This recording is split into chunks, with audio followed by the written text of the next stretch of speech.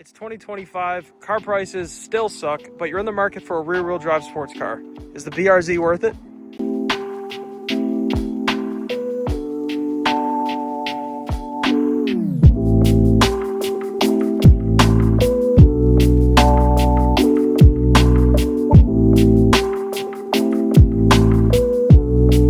On paper, this car does not seem that special.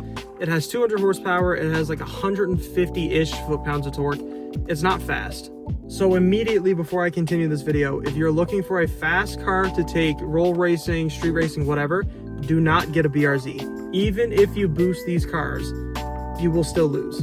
But if you're not looking for a car strictly for roll racing and street racing, keep watching. So like I said, this car does not sound special on paper. And to be honest, it's not. But that's only until you take it out on a back road or a racetrack. Now, before I go any further, I first wanted to address some common issues with these cars. The first thing that I would look out for in the first generation BRZs, especially if it's a 2015 and under, is if the motor burns oil and if it has any service records. Some of these cars, especially in the earlier years, burn oil, which is not necessarily a deal breaker, but it's definitely something to look out for. Another thing that I would look for is the interior. A lot of the interior is made out of very cheap plastics. They're not necessarily creaky. They don't make a lot of noise, at least mine personally doesn't.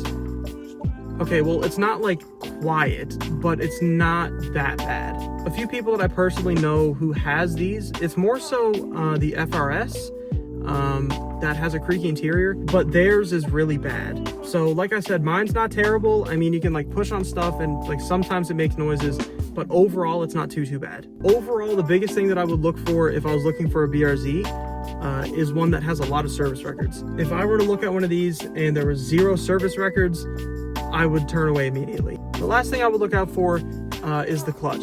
These cars, some of them, especially the earlier years again, have bad throwout bearings and the clutch makes a weird chirping noise. So if you go to look at one of these, test drive it, make sure everything's good. If there's any noise whatsoever coming from the clutch, either buy it and then prepare to put a new one in or leave.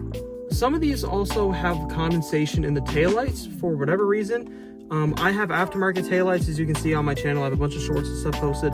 I have different taillights. My personal stock ones, from what I remember, didn't have condensation, but I know that is a problem. So let's say you're past the problems, you're still on board with looking at a BRZ. Will you like it? Now, immediately right off the bat, if you're somebody who wants a car that looks fast and is fast in street racing and roll racing, like I said earlier, stay away from this car. But other than that, whether you daily drive it, if you only take it out on weekends, whatever. If you want a car that is good handling, it has good connections, it makes you want to drive the car, this is definitely something that you should look into. No, it's not very powerful, but the fact that it's not very powerful means that you are able on back roads to rev this thing all the way out and you won't really be going too fast. Overall, it's a lot of fun to drive around town too, not just in the back roads and canyons and stuff like that. Like I said earlier, it is a lower horsepower car, so you really do kind of need to rev it out to get a lot of that power, which does make it a lot more fun. Also, I feel like I have to say, this car gets an unusual amount of attention from people, not even necessarily people who are into cars, but just people in general. I get a lot of people who will yell at me on the sides of the streets that will tell me to like, you know, rev it up, or like they'll yell out nice car and stuff like that. So if you're somebody who doesn't like the attention, maybe look at something else. But if you do like a little bit of attention, I mean, my car is not wrapped. It's just silver. It's got different wheels and stuff and a loud exhaust, but it's not wrapped or anything. And it still gets a good amount of attention from people. So if you do enjoy that type of stuff, then go for it. It's hard to see from this angle, but this car's back seats are the most unusable back seats I've ever seen, unless you're trying to just put stuff back there. You absolutely cannot fit somebody back here unless they are crisscross in the back seat or laying across sideways.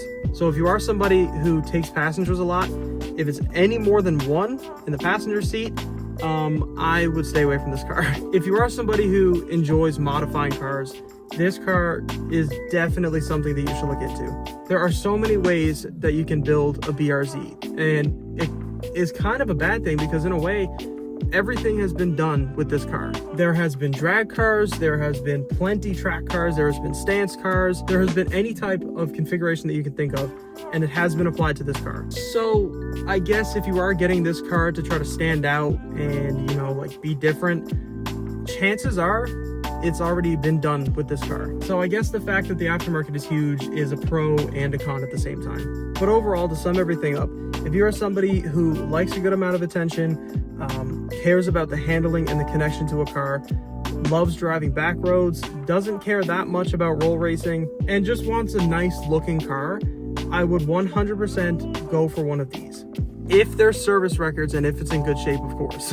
But if you're somebody who really values speed, straight line speed especially, and roll racing and street racing and stuff like that, I personally would not go for this car. That's pretty much all I have to talk about with this car today.